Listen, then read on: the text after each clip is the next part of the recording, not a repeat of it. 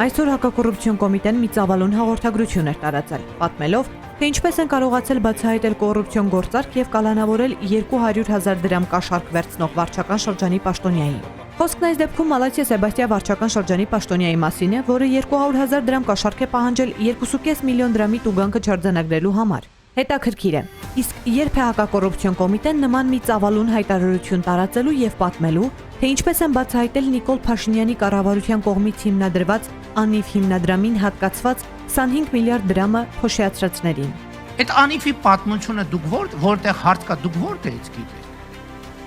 Որտեղից գիտեք։ Մամուլը որտեղից գիտի։ Այդ պետությունը ինքը